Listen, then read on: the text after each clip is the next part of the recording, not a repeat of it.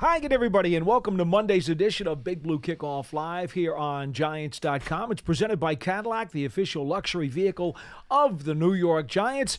I'm Paul Dottino. Here's Matt Citak. We'll be here for the next hour, and we have a jam-packed show for you. I already promoted it on Twitter. We're going to talk about a bunch of NFL draft prospects. We're also going to squeeze in some talk about what the Giants coaching staff, Brian Daboll, and others discussed today as the offseason program has begun. It is underway. Guys are in the building. They're starting their strength and conditioning as the 2024 season really kicks off this morning. But first up, I don't want to waste any time, and we want to get right to our first guest of the morning. It's Matt Zimmer, who covers South Dakota State for the Argus Leader. And, you know, it's funny, Matt. I do FCS games, broadcast games here in the Northeast. So, you know, I have a real soft spot in my heart for FCS football. And, you know, the Dakotas, whether it's North Dakota State or South Dakota State, these guys must feed them some pretty good beef because these folks always seem to send some players to National Football League camps. And I guess Isaiah Davis, the running back there with South Dakota State, is one of those guys who's leading the group this year. Yeah, he's a good player. He's one of the best ones that's come through here in a while. He used to split time in the backfield with Pierre Strong Jr., who's now in the NFL with the Cleveland Browns, was drafted by the Patriots a couple years ago. The talent level in the Dakotas, the FCS football has just been steadily going up the last few years. And like you mentioned, the Dakotas in particular seem to have kind of, I don't know, found a little bit of a secret sauce or what you want to say, but they continue to churn out talent that isn't just good enough to win them games at their level, but to, you know, translate to the NFL. And now I think there's 6, 7, 8 guys from South Dakota State in the NFL right now. There's even more than that from North Dakota State. The Missouri Valley Conference that they play in is kind of, you know, akin to the Big Ten or the SEC for their level. It's where all the best teams are, all the best players are. So there's a lot of talent, and you know, Isaiah Davis has a chance to be as good as any of them. I mean, like I said, he split time with some other good players here, but when he was in there, won them a couple national championships, took them to a third one, and every time he was on that big stage, he played some of his best football. So he was incredibly fun to watch, and I'm really excited to see what kind of career he has in the NFL. Sticking with Isaiah Davis, he obviously has great size for a running back, you know, 6 feet, 218 pounds, very physical. Do you envision him as more of an early down back in the NFL, or do you think he can develop into a 3-down player? It's a good question. You know, actually, South Dakota State was the only team that wanted him to play running back coming out of high school. Everyone else was recruiting him to play linebacker, and he came here, and you can see why. You know, he's got a very physical style of running, very upright, very violent, gets behind his pads real well. He's not a burner. You know, I think his 40 time was like 4.56, 4.57, something like that. You know, so he's not going to wow you with that, and that'll probably knock him down the board a little bit. But everything they asked him to do, he did it. And like I said, in the biggest moments against their top competition, he usually played very well. He's a pretty good receiver. He's a pretty good blocker. But it's hard to say how that translates to the NFL because, again, you know, Pierre Strong, Zach Zenner, some of the other running backs that have come out of South Dakota State and gone on to the NFL, they've contributed. They've done well, but they haven't been able to prove so far anyway that they're able to be that guy who gets 250 carries in a season or can be the sort of featured back. Is Isaiah Davis the first one? I mean, I wouldn't be surprised, but I couldn't say for sure. I think we're going to have to see where he ends up and what kind of situation he lands in. You know, we just got done talking to the Giants' new special teams coordinator a few minutes ago in his media briefing, and we've heard since the Combine that if there were going to be some kickoff rules changes, which we now know after the last couple of weeks there will be, that it may be very likely that running backs will be the guys best suited to return those kickoffs with the new rule. Now, our new coordinator just said it could be either speed guy or it can be a big, powerful, strong guy. Could be either one. He hasn't decided yet. Do you think Davis is one of those guys who may actually find a niche as a kickoff return guy? He could. He did it quite a bit for SDSU, especially earlier in his career. I hated it. I was always screaming at the coaches, "What are you doing? He's one of your best players. Why are you putting him back on special teams and exposing him to injury?" But they did it, and they usually would put two guys back. He'd be one of them, and one of their speedier wide receivers or cornerbacks would usually be one of the other ones. I don't remember if he ever broke a long one. I don't know that he necessarily was awesome when he did it, but he has done it. And I can also tell you that whatever situation he ends up in, he'll do it. I mean, he's definitely one of those guys, and he's said it repeatedly over the last couple of weeks in this process. Whatever they need me to do, I'm willing to do it. Yeah, so for someone with, his great size and great ball security, he barely fumbled the ball while at South Dakota State. Why do you think he sometimes, tries to bounce the run outside instead of just keeping it, north-south? I've read a lot of scouting reports that seem to have that as like one of his biggest weaknesses heading into the draft. I think probably because he knows he has such a big mismatch if he does get on the outside. I don't know if you've seen mention of it, but his best weapon is a stiff arm. He's got an epic stiff arm that if you go back and watch clips of his first appearance in the national championship game his freshman year, that was the spring COVID season. I mean, he's literally just throwing guys to the ground, pushing people around. When he gets out in the open field, he knows at the second level, those guys can't tackle him. Now, that's one reason I can see why that's a concern at the NFL level, because is he going to be able to throw around NFL defensive backs the same way he was FCS defensive backs? I think that's a valid question. So it'll be interesting to see if that's able to still kind of remain in his tackle box at the NFL the same way that it was at South Dakota State. All right. Now, one of the other things we know about the Dakota programs is that they usually churn out some pretty decent linemen. You got two out there. I'm going to start with one, Garrett Greenfield, the offensive tackle. I'll let Matt worry about the guard. What do you see in Greenfield that you think will translate as he steps up and makes that very large jump to the NFL? Yeah, he's got the size. He's incredibly smart, really athletic. He had the highest vertical leap of any of the offensive linemen at the combine. Yeah. So he's got some experience too. His first couple of years, he started on the right side. They moved him over to the left side for his last year or two, and he barely ever got beat. I mean, I'm sure he gave up a sack somewhere, but I don't remember it, and I saw all their games. At that level, the FCS level, a 6'7", 320-pound tackle with the strength and athleticism that he had, he's going to dominate. The talent level isn't quite what it is there as it is in the Big Ten or the SEC. So I think that's the big question that Garrett has to answer. It's one thing to move up to the NFL and be an interior guy, to be that bookend left tackle or even right tackle. That's a little bit more. So I think probably if there's any reason that Garrett's a little lower on most draft boards than Mason McCormick, the guard, it's just because of that reason. Like, can we trust an FCS guy to put him out kind of on an island like that against, the elite NFL pass rushers? I wouldn't put it past Garrett to be able to do it because, like I said, he's got the size, he's got the athleticism. I think he has the strength. I know he had a little bit of a injury situation the last couple of weeks that prevented him from participating in the bench at the combine. But I think, is he ready to step in and be a starting tackle in the NFL? No. He's going to need a year or two, I think, to acclimate himself, figure out the league, and get even bigger and stronger. But I think he can have an NFL career, and I think eventually he can be a starting tackle in the league. Yeah, so you kind of touched on it, what I was about to ask about Mason McCormick. So he's insanely athletic, as we saw at the Combine. According to Next Gen Stats, he had the #1 athleticism score in Indianapolis among all the guards there. And you combine that with his production at South Dakota State. I mean, he allowed, according to PFF, 2 sacks over the last 3 seasons total. So do you think that his mid-round projection is sort of what you were just talking about with Garrett, simply because he's coming from a school like South Dakota State? Because it seems like he should be ranked and projected to go a lot higher in the draft. I think South Dakota State is still battling a little bit of the FCS perception, and they probably always will. I mean, it's not the highest level of football. Now, one thing I've said to counter people who have wondered about that is look at the guys who are in the NFL from South Dakota State. Right. Dallas Goedert was drafted early. He's had success. The running backs I mentioned. Christian Roseman was an undrafted linebacker who's now starting for the Rams. There's lots of guys in the league that when they've got that opportunity, they've proven they can play. Tucker Kraft last year was drafted by the Packers, had a great rookie year. So I think you'd like to think at some point they've kind of earned the trust, so to speak. Having said that, Mason is an interior guy. He can play center. He can play both guard positions. That certainly helps. The versatility that he's shown. You mentioned the athleticism. The big thing I think with Mason is just he's got that exact personality you want in an interior lineman. You always hear people talk about a guy having a mean streak or, being a nasty guy in the trenches, and that's what Mason is. I mean, he was usually good for one 15-yard penalty every game, and we always joked that, well, he got his one.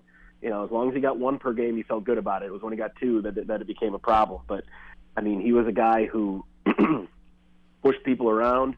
After he drove a guy into the ground, he'd give him an extra shove before the play was over. I mean, he's just that kind of guy. And which is funny because off the field, he's the nicest guy in the whole world. Like, just, you interview him and, like, this is the same guy? What's the deal here? But I talked to him just a couple days ago, and I was really struck by how confident and calm he is in this process. You'd think a kid from South Dakota who was only on a 50% scholarship when he came to college, now being talked about being a second, third round NFL draft pick, that he'd be, nervous or wigging out. He was going to have a meeting with the Chargers, I think, this week, and he was just like, hey, I'm having fun with this. How many kids get a chance to do what I'm doing right now? Wherever I end up, I'm cool. I'm just excited for it. I think he's ready for this. I think whatever team gets him, no matter where they get him, is going to be really happy with him. All right, so ultimately, with the athleticism and the versatility of both of these linemen, will the biggest adjustment be the speed of the game, or do you think it'll be the strength and power of the game as they get up to this level? I think probably all of the above. I mean, like I said, the FCS level, there's the top-end talent at the FCS level is higher than it's ever been. But the overall talent level in the FCS level is maybe not as great as it's been, because you're seeing so many great teams in the FCS are moving up to FBS now. All these great teams that used to be competing with the Dakotas, they're not there anymore. So I think that's another legitimate thing that kind of leads to some of the skepticism. I don't think it's that a lot of these scouts or agents or whatever are looking at these guys and saying, well, I don't think you can play. I think they're just going, how do we know? You only gave up one sack in 13 games, but you were playing Western Illinois, you were playing Eastern Kentucky, some of these teams that aren't as good as the powerhouses that you see. So we'll see. I mean, I do know this.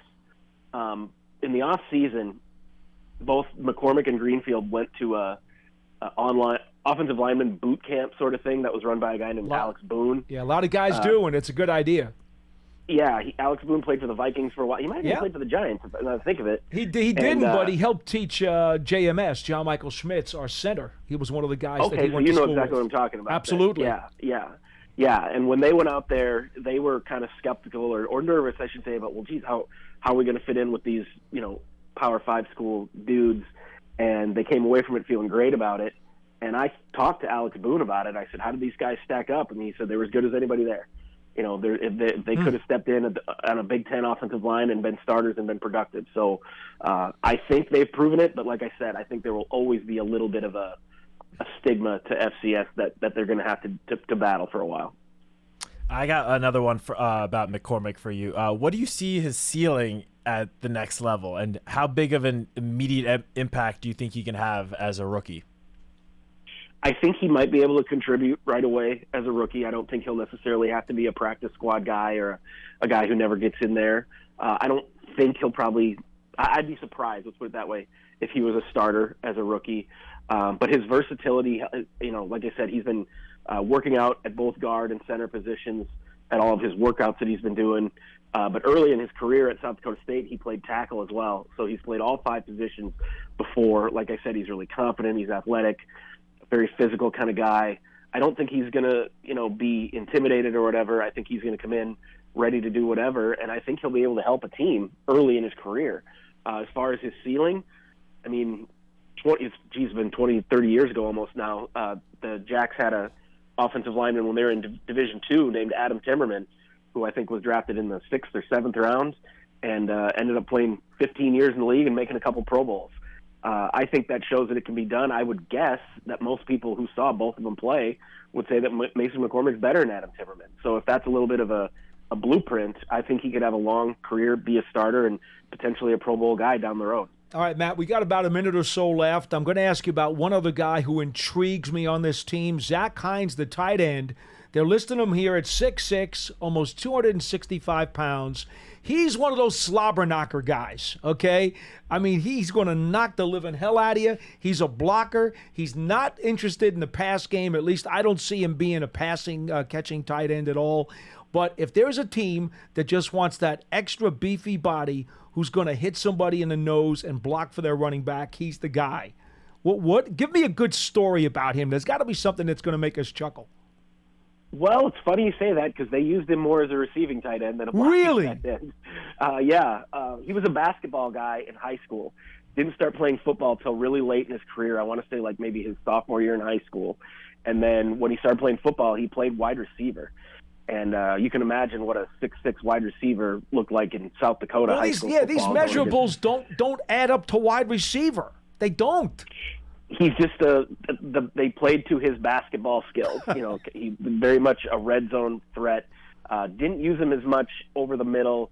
That was more where he did his blocking stuff. Because obviously with Isaiah Davis, Pierre Strong in that backfield behind him all those times, he was called on to block quite a bit. But the biggest thing they used him for was as a red zone weapon. Okay. And I think that's kind of how they envision him, what his pro career could be. I don't know that he's a every down NFL tight end, a starting tight end, but I think he's got that kind of hybrid of skills where, like you said, he's got the size. I think he could stand to become more physical, and that might be part of the reason they used him as much as a receiver as they did. But the ball skills that he has as a basketball guy, jump ball, red zone, 50-50 balls, that was certainly his strength. And I think he can bring that and some blocking and physicality to a team would make him a great second or third tight end. See, that's the danger of only getting cut-ups to watch, because I saw some of Isaiah Davis's runs, and I saw a tight end throwing some pretty good blocks for him. But obviously he's got other skills to bring to the table. Hey, we appreciate it so much. Matt Zimmer, covering South Dakota State for the Argus Leader. Matt, where can people read more of your work and find out more about these prospects? I'm actually no longer with the Argus Leader. I am now at Sioux Falls Live, where you can find my stuff at SiouxFallsLive.com. Okay, so that's two mistakes already this morning I've made. That's okay. Matt, thank you so much for your time. Be well. You too. Thanks, guys. Thank you. Again, this is why cut-ups can be dangerous. Yeah. Because you get the cut-ups, you see it, and you're like, okay, fine. I recognize that guy. I got to keep an eye on him. Turns out he should have had his own cut-up reel. But he didn't, at least not one that I got. Pearson, are we ready for number two? I'll dial him up. All right, we're going to dial up number two. We're going to talk about Tulane in just a moment. In the meantime, we did hear from Brian Dable very quickly. Daniel Jones continues rehab, going very well. He does meetings. He does all of his work that he's got to do with the trainers. Things are progressing day to day. They look for improvement every day from him. Also, no update on Darren Waller at all. Zero. He had nothing to share with us. So that kind of brings you up to date on the most important news transaction-wise, unless there was something I missed. Transaction-wise, no, but Dave's also just mentioned that he was very happy with the turnout for the offseason program today, because keep in mind, it is optional. No one has to be here. But as Dave said, it was a very good turnout. He's happy. And yeah. Okay, very good. We go to our next guest, and we're just going to keep moving really, really quickly here because we got so much going on today. Jeff Duncan covers Tulane as a columnist for the Times-Picayune. Jeff, thank you so much for joining us today. And, I don't know if I should go to the higher prospect first and Jaquan Jackson, the wide receiver, or the quarterback, because the quarterback is always the magnet of everybody's conversation. So, you know what? I'm going to start with Michael Pratt. Why don't we do that first up? And let me ask you, Jeff, Pratt doesn't get a lot of attention because he's not perceived to be one of the top six, the quarterbacks who seem to be on top of the castle, and then everybody else is in that second bag, so to speak. But what are your thoughts on some of what he will do when he gets to the NFL level? Is he someone who projects strictly as a backup, or do you think his ceiling is a lot higher than that? Yeah, that's a good question. I think a lot of NFL evaluators are probably asking that same question in their war rooms this week. And I'm a big believer in Pratt. I saw him lift this Tulane football program to unprecedented heights. I don't care what level you're at, you don't win 23 games in 2 years without doing something right, and without at the quarterback position. He lifted the Tulane program to another level, winning the Cotton Bowl against Caleb Williams and Southern Cal. I think speaks volumes to his ability as a quarterback. But also, I think with Pratt, he's always been kind of overlooked. I mean, he was homeschooled in Florida, and I think that's a big reason why Tulane was able to land him. He played some high school ball before that, but he really wasn't on the radar screen, and ended up at Tulane and was an immediate starter as a freshman, and that just doesn't happen at any level of Division I very often. So he's the kind of guy that I think once he gets into the right system and gets some NFL coaching, has a real chance, I think, to develop into a starting player if he gets in the right offense. Yeah, sticking on Pratt, I know he missed a couple of games this past season with a knee injury. I just wanted to get your opinion. How do you think that injury affected his performance once he got back onto the field? Yeah, he wasn't quite the same player. I mean, he's not particularly, he's not a runner or scrambler per se, but he's athletic enough to move the chains, get you that first down on third down if needed. But the strength of Michael Pratt is his intangibles. I mean, he just has really strong leadership skills, and if you ask any of his teammates or coaches at Tulane, they just swear by the guy. I mean, up and down the lineup, defense, offense. And, covering Drew Brees here for as long as I have, I place a high premium on that quality. I mean, obviously you have to be able to play, and Pratt has proven that. He's the leading passer in the history of Tulane football. And they've had a lot of really good quarterbacks that have gone on to the NFL level that he surpassed. But I think it's those intangibles, the intelligence, the traits that I think are required at the NFL level that are what going to separate him once he gets into an NFL locker room, and I think give him a chance to become a starter.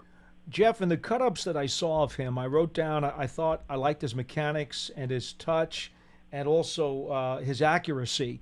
These are all things that pro scouts and pro coaches are going to really, really like. But then I also wrote down maybe average arm strength, which is something that people are going to knock him for. And obviously the athleticism. Everybody today gets all foaming at the mouth over these incredible athletes who are playing the position. You're not going to see him, put up any of those combine numbers like we saw some of those other quarterbacks do. Is that the bias that he's got to work against as he tries to get more notoriety going into this draft? Yeah, I think that's a good scouting report on Pratt. I mean, he's not particularly – he doesn't really have that one redeeming quality that jumps off the film, but he's above average in just about everything. And I think he's mobile and athletic enough to get around in the pocket. I mean, we saw the Giants this year when they came here. Their offensive system was built around the athleticism of the quarterbacks. I mean, Daniel Jones, of course, is not what you would consider to be an elite athlete, but I saw him here run all over the field against the Saints a few years ago. I think Pratt is the kind of guy that's going to be mobile and athletic enough at the NFL level to buy the time and to feel the pressure, the pressure in the pocket, which is probably more important than anything. You're always going to have to win from the pocket, though, as an NFL quarterback. That's the basis of it, and he's proven that time and again at Tulane. I'm an old school guy, Jeff, so I love what you're saying. It's music to my ears. I tell people there's a big difference between escapability and mobility. And he's got the escapability, and to me, that's a much more important trait. Yeah, look, Drew Brees was a great example of it. I mean, he was an elite foot athlete who could move in a phone booth, avoid the rush in the pocket, had an innate feel for it, but he was not the kind of guy that was going to run 50 yards downfield. But that's rare, and I think having that ability, and I think more than anything, the instincts to see it or the acumen to see the pressure and get into the right play is so important, at the NFL level. And Pratt has all those traits. Yeah, so Paul touched on this a little earlier. He mentioned the wide receiver from Tulane, Jaquan Jackson.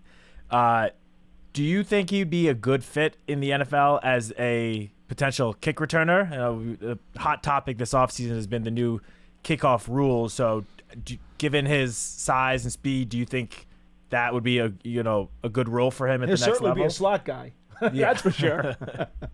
Yeah, no, you got him pegged. I mean, he's a terrific return guy. He's not the biggest guy in the world. That would be my concern with Jaquan. He battled injuries a lot here over the year, but when he is healthy, I mean, he is electric with the ball in his hands. And I think with the way the change in the kickoffs, I mean, he's going to have a role, I think, at the NFL level. He reminds me in some ways of Darnell Mooney, who came out of Tulane years earlier, was kind of overlooked in the draft and has had a terrific career with the Bears. Now he's in Atlanta, a guy that had great speed, game-breaking ability, but, just didn't get on the radar screen at the highest level when he got to the NFL. I think Jaquan has that potential if he can stay healthy.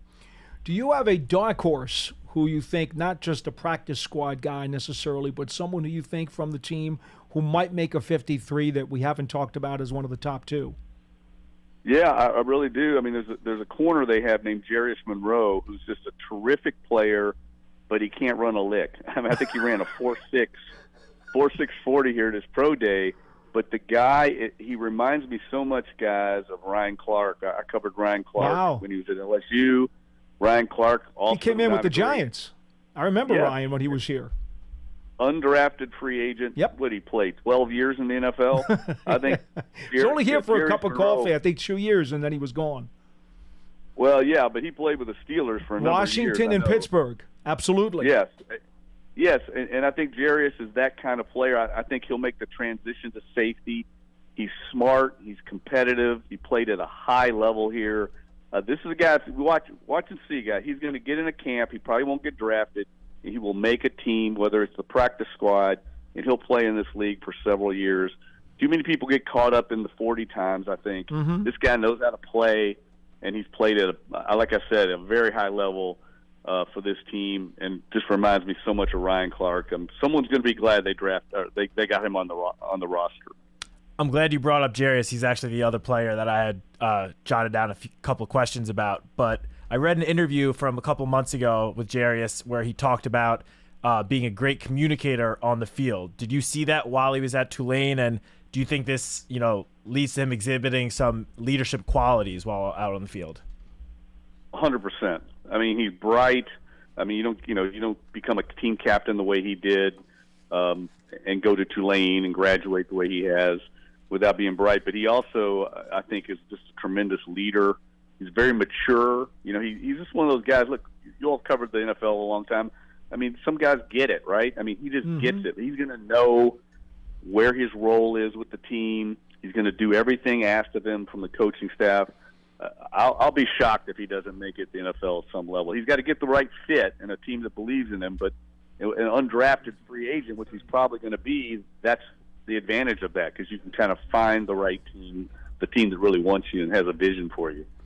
Great stuff. Jeff Duncan covers Tulane as a columnist for the Times-Picayune. Jeff, where can folks read more of your work and more about these prospects? Yeah, we've got our draft previews all week on NOLA.com, and I'm on social media at Jeff Duncan _ forums. You can find our work. We're getting excited like everybody else for the draft in a couple weeks. Jeff, appreciate your time so much. Stay well. Thank you. Yeah, anytime, guys. Take care. Thank you. That is probably the most optimistic and most positive review I've heard of Michael Pratt. This is a guy now who saw him every day during his career and has a better microscope than any of the other folks that I've talked to before. They seem to think that he's probably a solid backup. Yeah. I get the impression from Jeff, there's maybe a chance there might be a little bit more. Maybe.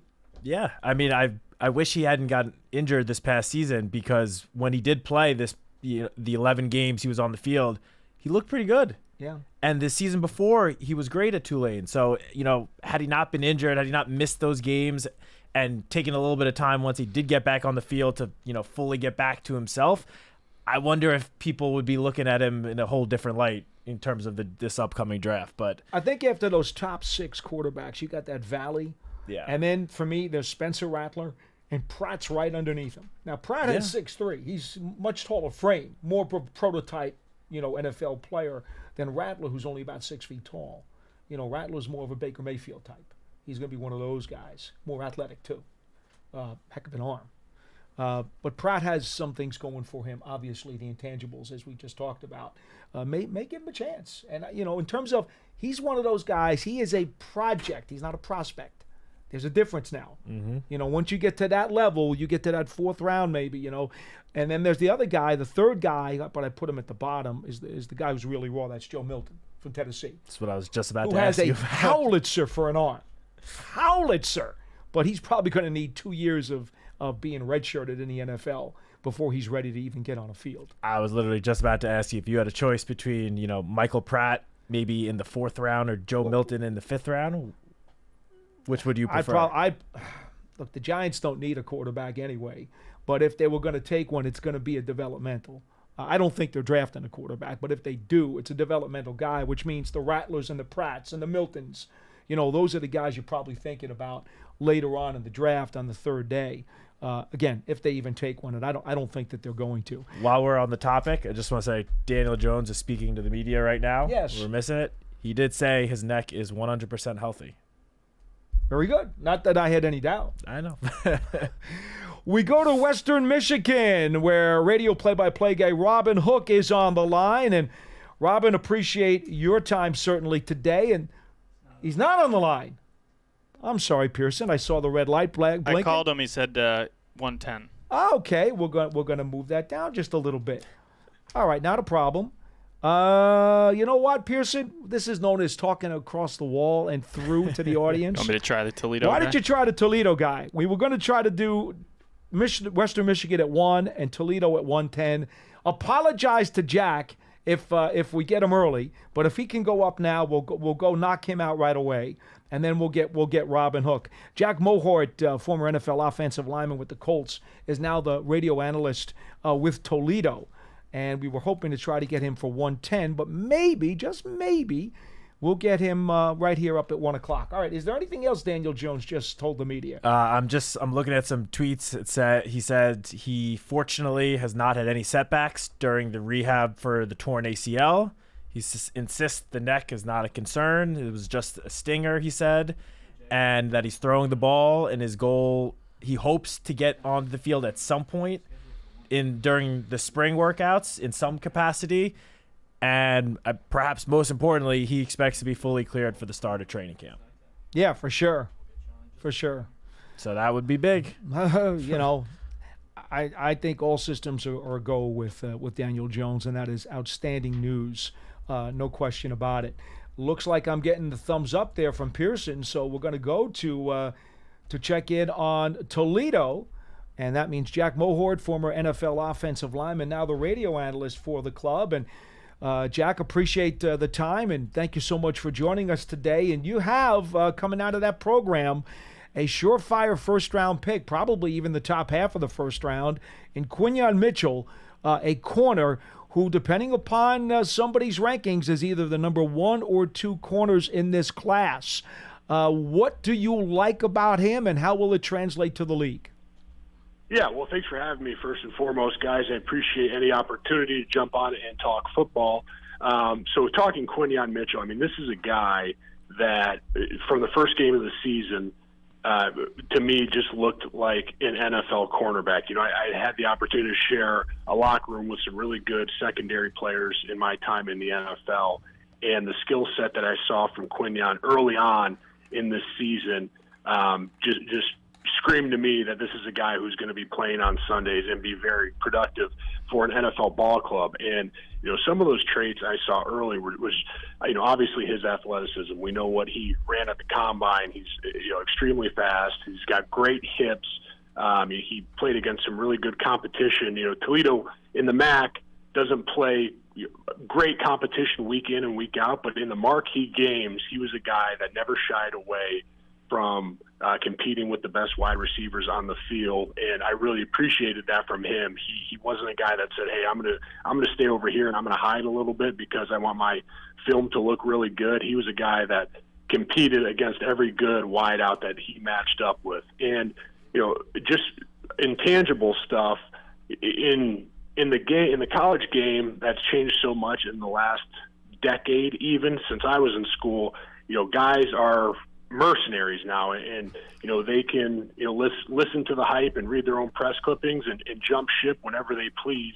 This is a guy who felt a sense of responsibility to the Toledo Rockets and Coach Jason Candle, who came and found him in Florida, and he stuck around, and he was a great leader on this team, showed a great sense of loyalty. He was never a guy that showed up in the newspaper for anything negative. He was a leader, led mostly by example, not a real loud rah-rah guy. He was just a guy that handled his business and showed up on Saturdays and was very, very productive. And, that's something, as a guy who doesn't play the position and doesn't quite know, I don't know all the nuances of playing cornerback, but, a guy that handles his business like that as an offensive lineman, you really respect that from the other side of the football. Yeah, so when you're looking at Mitchell, he really has excellent size, speed, toughness. I mean, he put up great numbers at Toledo the last couple seasons. Do you think that it is, the fact that he wasn't asked a ton to play press coverage, maybe as much as some of the other top cornerback prospects? Do you think that is like the main reason why he may not be consensus considered the top corner in this draft, or is there another aspect of his game that might be pulling him down just a little bit compared to the other guys? No, and that's always going to be the rub, right? Is he played in a system where he wasn't asked to play a ton of press coverage. He played within the confines and the framework of the Toledo defense, and within that system, he wasn't always playing press coverage. I think maybe talking to scouts up in the press box, I would go down and ask guys, who do you like? What do you see? And I would always ask about Quinion, and that was always the thing. It was like, we don't have a ton of film of him playing up on the line of scrimmage. So I think those were concerns. If there were concerns, I think those were the questions that the scouts had to ask. But I think going to the combine and running through those drills and seeing the fluidity of his hips and proving his athleticism really did a lot for him. And, the other thing about Quinion, especially in college, I think sometimes you don't see cornerbacks that are very physical. And Quinion's a guy that was never scared to come up in the box, help and run support, was physical at the line of scrimmage when he had to be. And again, as an offensive lineman, to see, we call them the rats in the secondary. Guys sometimes shy away from contact. To see him come up and help and run support, you got to be able to tackle in the NFL, right, as a secondary player. And he showed that. His film showed that. So I think if there was a hang-up or a question that scouts had, it was certainly that he didn't play a ton of press coverage. But I think, now that we've seen him at the combine and, at Pro Day working out, those are questions that you can get answered just by watching a guy move. Maybe not necessarily in live action, but if you can see that athleticism in person, like the scouts have been able to do the last few months, you can address those concerns, check those boxes, and feel really good about getting a guy who's going to be a great producer at the next level. How quickly you think he'll challenge for a starting job, Jack? When you draft a guy that high in the first round, the implication is that, well, he's going to probably challenge quick. But can he do it right out of the box? Do you think that, some of the other corners we've seen drafted the last 5 or 6 years high in the first round, they've had to play right away? Is he that close to being pro-ready, or is he going to need some seasoning? Well, I think that's a great question as well. And in the NFL, I know it to be very well timing and opportunity, right? If he steps into a situation where there's a need in the secondary, obviously, he's going to be forced into action very quickly. But, I think coming from a school like Toledo, you have your Alabamas and your Ohio States where you're playing against top guys week in and week out. I think it could benefit him a lot to be a rotational guy early, get in a quarterback room of veterans and guys that can show him, how to play the game at a high level. There's so much. The change from college and mid-major college to the NFL is, it's speed, and it's those little things that you learn from the veterans. So I think at any position there could be a great benefit from not being forced into action early and, being able to learn from some veteran players. But that being said, he's a guy, that maturity I mentioned earlier, the way he handles his business, I do believe if he is asked to step up from the first game of the season, he won't have a problem doing that. And I think he's going to be a guy that wins over his coaching staff and his teammates very early in stepping into a locker room. So I think that if he can get in there and have a great off-season program, mini camp, training camp, he's going to be ready by week 1. I don't think there's going to be an issue with him if he needs to be pressed into action week 1, filling that role and being productive in doing so. Jack, we got about a minute left for this segment. Is there anyone else on Toledo that you think has a chance to crack a 53-man roster this summer? Yeah, I thought Toledo, again, like every mid-major program, has had some players leave the program, but Toledo had a guy named Penny Boone who took off, who was a really good running back, had some ball security issues. I believe he's coming back for another year of college, but I think he could be a Sunday-type player at the running back position, was productive catching the ball in the screen game. Maxon Hook was a safety for Toledo. Sat out of the bowl game, but he's another guy talking to scouts that they really like. He is a strong safety, was very good in run support, was a little bit of a ball hawk in big situations. He'd come up with an interception. So those are 3 guys. Every time I got in the booth, I'd have my eyes on them because I knew they were game changers. Game wreckers is what we call them from their positions. So a lot of talented guys. The problem is just keeping these guys within the program when they are so good. You want to make sure they stay in the walls of your organization. But some really good players. Yeah, that transfer portal's a real ugly deal. Yeah, Jack, I agree with you. I'm with you. Jack Muhart from Toledo's radio booth, analyst on the football games and former NFL lineman with the Colts. Thank you so much for your time. Enjoy the off-season. Yeah, thanks for having me, fellas. I appreciate you. Be well. Thank you. All right, and now Pearson says we are indeed ready to talk to Robin Hook, the play-by-play man on radio for Western Michigan. And Robin, so great for you to join us today. We appreciate your time very much. There is a defensive lineman who, or edge player, if you will, who's catching a lot of interest. We talked about him at the Combine, and as we get into the draft, Marshawn Nealand, at 6'3", 267 pounds, seems to be attracting enough of interest that someone's going to be very glad to get him in the draft. Tell us, if you can, what you like about his game and what you think he's going to have to polish up. Well, thanks for having me. Appreciate it. Marshawn Nealand is an outstanding edge rusher. That's where he made a name for himself at Western Michigan. He had a really good defensive line pretty much throughout his career. In particular, a guy like Braden Fisk, who played his first 4 seasons at Western Michigan before landing at Florida State last year. His name is blowing up right now, too. And those 2 guys were together. We had those 2 guys together on the defensive line for Western Michigan, along with another guy named Andre Carter, who finished up his career at Indiana last year. All 3 of those guys are going to get drafted. And Marshawn in particular has a tremendous motor. He's got a great desire to get to the quarterback. And all you got to do is put on one game tape to see that.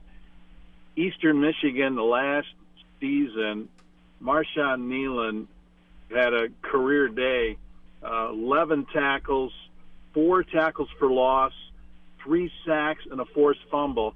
He was a one-man wrecking crew in that game and pretty much single-handedly kept Eastern Michigan at bay, and the Broncos won a big ball game thanks to his play that day. But he had a tremendous career at Western Michigan. He could have come back, but the interest in him professionally was too great to turn down.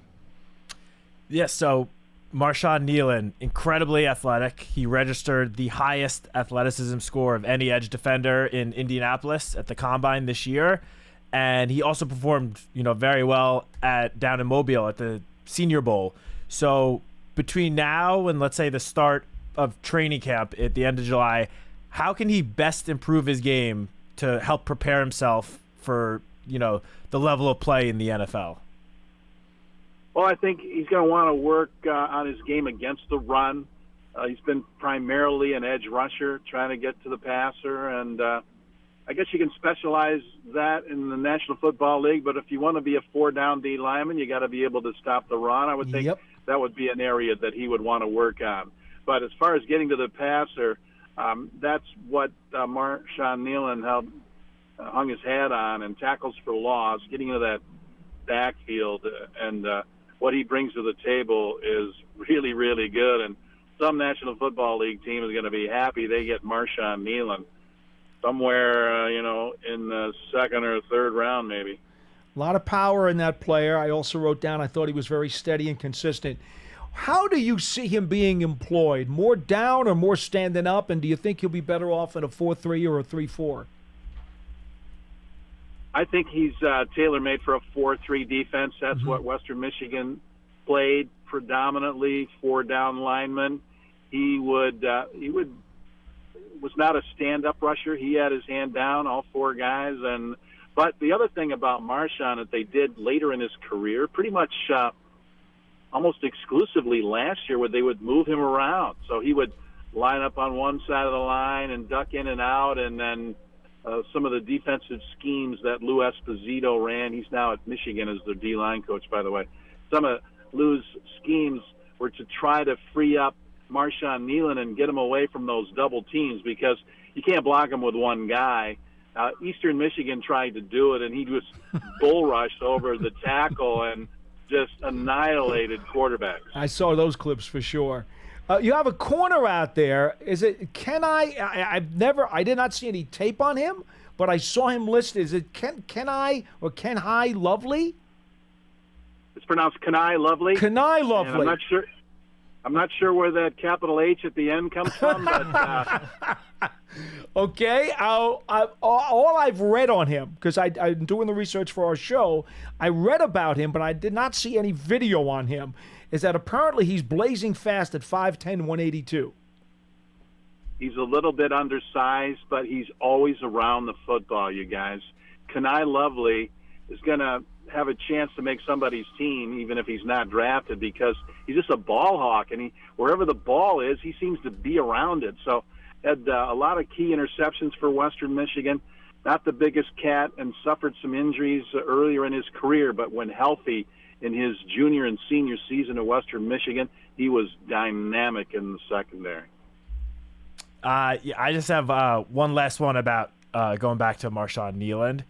So I know he played tight end in high school. He played the tight end position along with the defensive line, and I know he was also a regional champion in the track 400-meter run. How do you think that experience from high school playing tight end and the track helps him with his just overall game as an edge rusher now?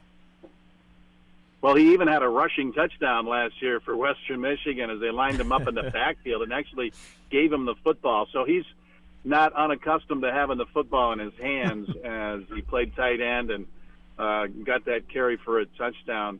And he's batted a lot of balls down in the backfield, but he's just a really good athlete. He's got a quick start off the line of scrimmage. I mean, he's really fast and powerful hands.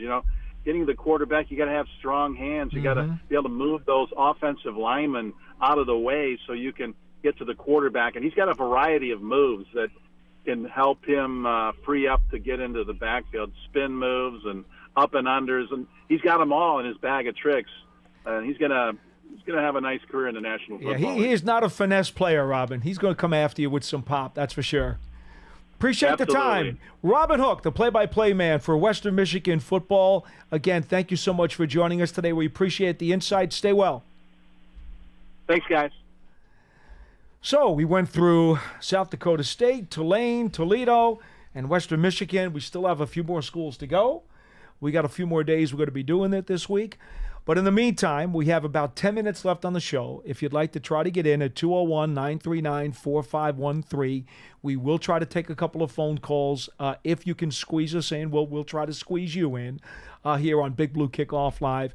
Matt, was there anything else from the press conferences today, by the way, whether it be Daniel Jones or one of the other players? The pressers with the players was going on as we were doing the show. Yeah. We got to hear the head coach and the coordinators earlier today, came in here, and then the players went on the press briefings as our show began, but we had guests to get to, and so I don't believe any news is likely to have come out of the player media availabilities, but is there something there you're seeing? No, there's no actual breaking news. I mean, they're definitely were some interesting things, I would say, from Daniel Jones's press conference. We touched on the injury stuff before. Right. It seems like one of the reporters straight up asked him if he believes he's the best starting quarterback option for the Giants in 2024. And he said, yes, I do. I mean, I don't know what else anyone would expect him to say in response to that question. Don't you think? And I believe Bobby Okereke is either speaking at the moment or just wrapped up speaking.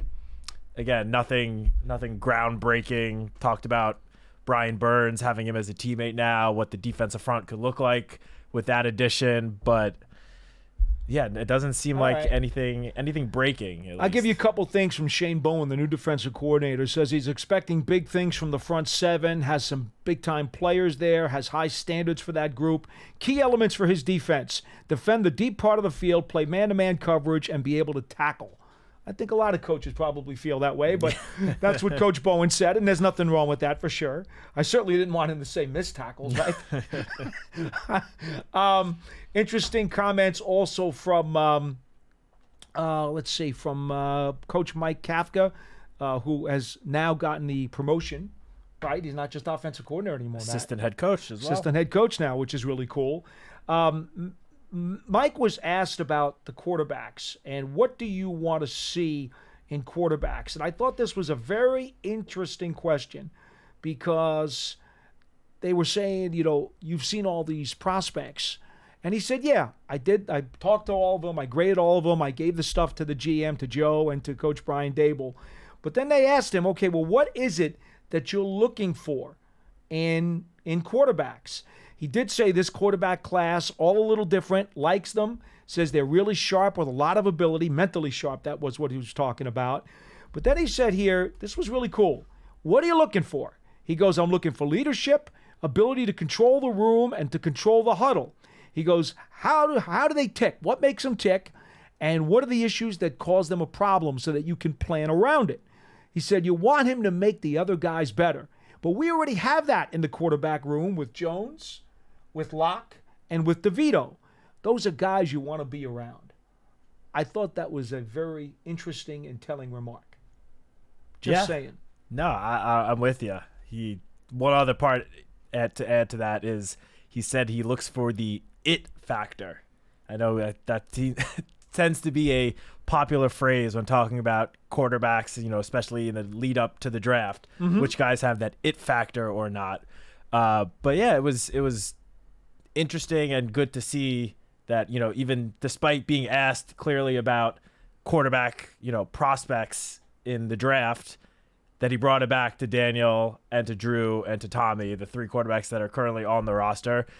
And you can tell that he's excited to work with those guys. It's for real. He is excited to get in the quarterback room with those guys and work with them in the lead up to the season. Special teams coordinator Gabriel, who comes over from the Jets, where he was an assistant special teams coordinator, he was asked about the new kickoff return rule and the new kickoff returner, whoever that's going to be, because it's a new role now given the new formations that we're going to see in the league. He said those guys are usually the, quote, the baddest dudes back there, the most dangerous guys with the ball in their hands.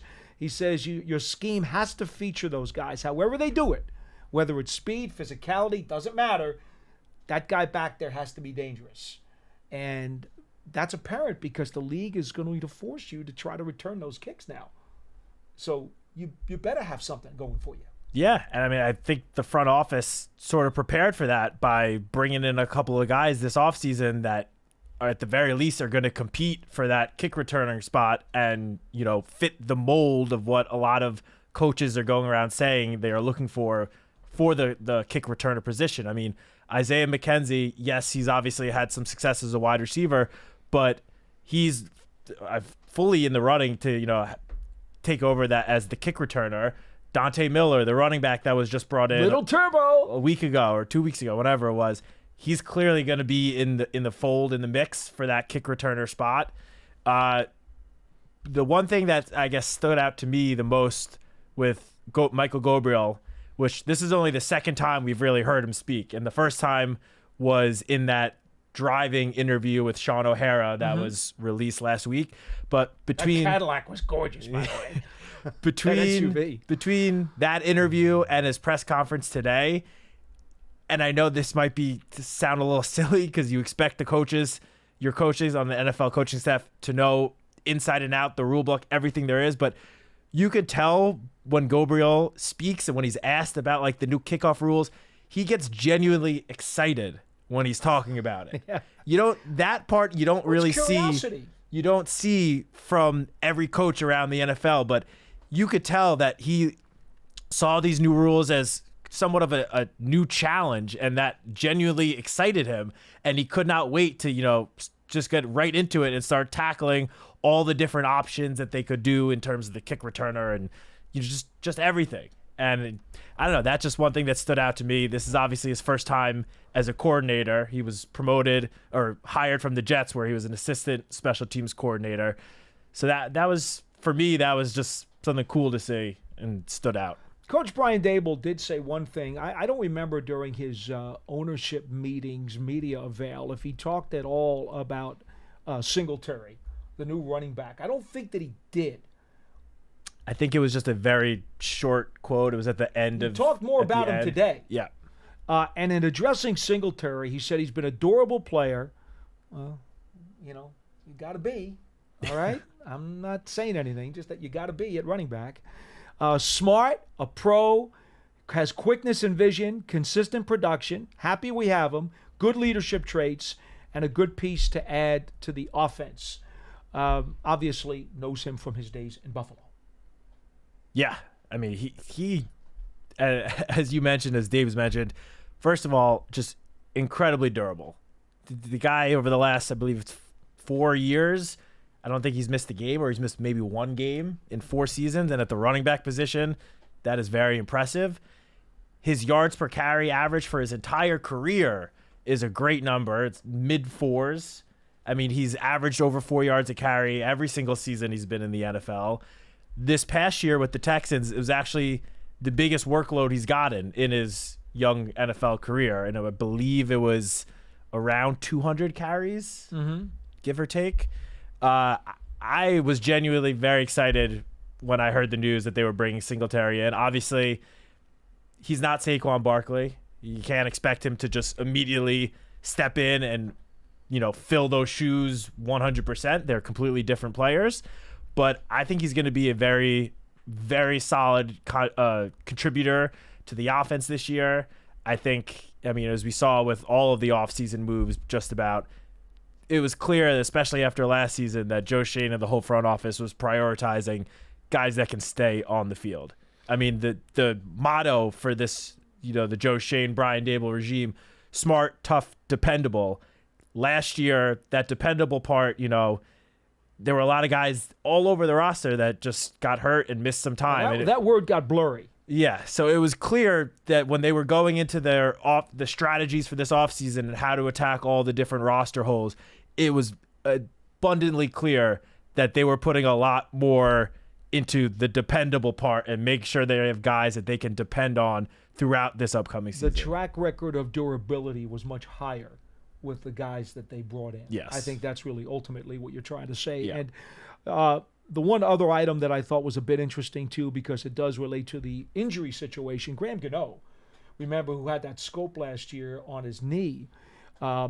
He's been around doing rehab stuff, but we really never talk about him, which is kind of crazy because the guy's an all-pro caliber kicker, and, he's making a good buck, and the Giants clearly want him back. They re-signed him last year. They did his deal, got an extension with him.